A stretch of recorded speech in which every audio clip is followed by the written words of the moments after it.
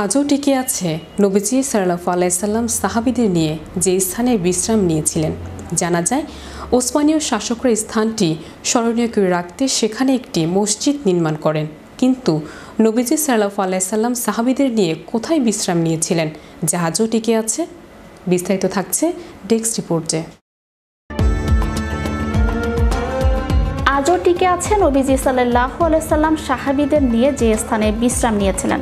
জানা যায় উসমানীয় শাসকরা স্থানটি স্মরণীয় করে রাখার জন্য একটি মসজিদ নির্মাণ করেন। কিন্তু নবীজি সাল্লাল্লাহু আলাইহি সাল্লাম সাহাবীদের নিয়ে কোথায় বিশ্রাম নিয়েছিলেন যা আজও টিকে আছে? ধারণা করা হয় এখানে মহানবী সাল্লাল্লাহু আলাইহি সাল্লাম বিশ্রাম করেছিলেন। উসমানীয় শাসকরা স্থানটি স্মরণীয় করে রাখার জন্য মসজিদটি নির্মাণ করেন। আল-কান্তারা মসজিদ, মাদহুন মসজিদ ও কাবিল মসজিদ নামেও পরিচিত। মসজিদটি প্রায় 170 বছর আগে নির্মাণ করা হয়। তখন সৌদি আরব উসমানীয় সাম্রাজ্যের অংশ ছিল। শরীফ আব্দুল মুত্তালিব বিন গালিব এটি নির্মাণ করেন। মসজিদ নির্মাণে আব্বাসীয় শৈলী অবলম্বন করা হয়। এতে মসজিদের প্রাচীনত্বের ছাপ তৈরি হয়েছে। তাইফবাসীর দিনের ব্যাপারে মুখ ফিরিয়ে নেয়ার পর মহানবী সাল্লাল্লাহু আলাইহি সাল্লাম মক্কায় ফিরছিলেন। পথে তিনি এই স্থানে, যা তখন একটি বাগান ছিল, তাতে বিশ্রাম করেন। তার সঙ্গে ছিলেন পালক পুত্র ও সেবক যায়েদ বিন হারিস রাদিয়াল্লাহু আনহু। বাগানের মালিক ছিল মক্কার 2 সর্দার উতবা ও সাইবা। মহানবী সাল্লাল্লাহু আলাইহি সাল্লাম তখন মারাত্মকভাবে আহত ছিলেন এবং তার সমস্ত শরীর রক্তাক্ত ছিল।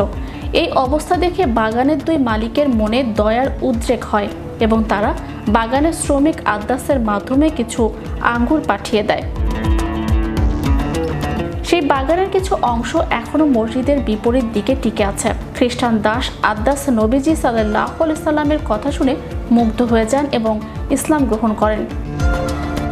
রাদিয়াল্লাহু আনহু ঐতিহাসিকরা বলেন, স্ত্রী খাদিজা রাদিয়াল্লাহু আনহু ও চাচা আবু তালিব মারা যাওয়ার পর রাসূলুল্লাহ সাল্লাল্লাহু আলাইহি সাল্লাম ও মুসলমানদের উপর মক্কাবাসীর অত্যাচার বেড়ে যায়। তখন মহানবী সাল্লাল্লাহু আলাইহি সাল্লাম তায়েফে যান ইসলাম প্রচার করতে। তারা ইসলামের আহ্বান প্রত্যাখ্যান করে এবং নবীজি সাল্লাল্লাহু আলাইহি সাল্লামের পেছনে দুষ্ট বালকদের লেলিয়ে দেয়। তারা পাথর নিক্ষেপ করে রাসূলুল্লাহ সাল্লাল্লাহু আলাইহি সাল্লামকে ক্ষতবিক্ষত করে। Channel Europe news desk.